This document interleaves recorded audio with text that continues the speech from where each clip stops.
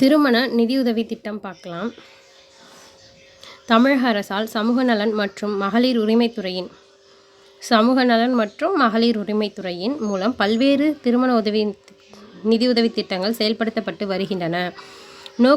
இதோட நோக்கம் என்னன்னா, பெண் கல்வியை உறுதி செய்தல், குழந்தை திருமணத்தை தடுத்தல், விதவை மறுமணம் மற்றும் கலப்பு திருமணங்களை ஊக்குவித்தல். நம்ம ஃபஸ்ட்டு பார்க்க போகிற திட்டம் எது அப்படின்னு பார்த்தீங்கன்னா, டாக்டர் முத்துலட்சுமி அம்மையார் நினைவு கலப்பு திருமண நிதியுதவி திட்டம். இது வந்து எப்போ தொடங்கியிருக்காங்க?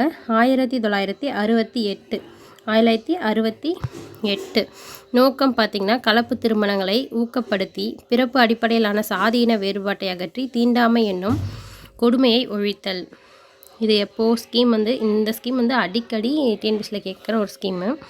முத்துலட்சுமி ரெட்டி அம்மையார் நினைவு கலப்பு திருமண நிதியுதவி திட்டம் 1968. நோக்கம் வந்து கலப்பு திருமணத்தை ஊக்கப்படுத்தி பிறப்பு அடிப்படையிலான சாதியின வேறுபாட்டை அகற்றி தீண்டாமை என்னும் கொடுமையை ஒழித்தல். அம்சங்கள் பார்த்திங்கன்னா, வழங்கப்படும் உதவி. திட்டம் 1, ரூபாய் 25,000 வழங்கப்படுகிறது. ரூபாய் 15,000 மின்னணு பரிமாற்ற சேவை மூலமாகவும், 10,000 தேசிய சேமிப்பு பத்திரமாகவும் மற்றும் 23/5/2016 முதல் திருமாங்கல்யம் செய்வதற்காக 1 சவரன் 22 கேரட் தங்க நாணயமும் தராங்க. மாங்கல்யத்துக்காக எப்போலேருந்து தராங்கன்னா, 23 மே 23, 2016 தராங்க. திட்டம் 2, 50,000 வழங்குறாங்க. 30,000 வந்து மின்னணு பரிமாற்ற சேவை மூலமாகவும், 20,000 வந்து தேசிய சேமிப்பு பத்திரமாகவும் கொடுக்குறாங்க. மற்றும் இதுவும் மே 23, 2016 முதல் திருமாங்கல்யம் செய்வதற்காக 1 சவரன் தங்கம் தராங்க. 8 கிராம் தங்கம் தராங்க. பயன்பெறுபவர் யார்னா, பிரிவு 1, புதுமண தம்பதியாரில் ஒருவர் ஆதி திராவிடர் அல்லது பழங்குடியினராக இருந்து பிற இனத்தவர் மணந்து கொண்டார் நிதியுதவி வழங்கப்படும். பிரிவு 2, புதுமண தம்பதியரில் ஒருவர் முற்பட்ட வகுப்பினராகவும் மற்றொருவர் மிகவும் பிற்படுத்தப்பட்ட வகுப்பினராகவும் இருந்தால் நிதியுதவி வழங்கப்படும். ஆண்டு வருமானம் எவ்வளோனா, ரூபாய் வரம்புலாம் கிடையாது, இவ்வளோதான் சம்பாதிக்கணும் அப்படின்ற வரம்பு கிடையாது. குறைந்தபட்ச வயது வரம்பு பார்த்திங்கன்னா, திருமண தேதி அன்று மணமகளுக்கு வந்து 18 வயது பூர்த்தி அடைஞ்சிருக்கணும்.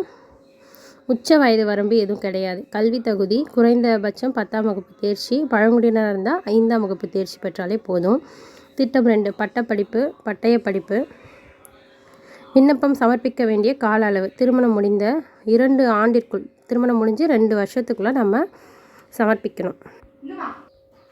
டாக்டர் தர்மாம்பாள் நினைவு விதவை மறுமண திட்டம். இது வந்து தொடக்கம் 1975. இதோட நோக்கம் வந்து விதவை மறுமணத்தினை ஊக்குவித்தல் மற்றும் விதவைகளுக்கு புதுவாழ்வு அளித்தல்.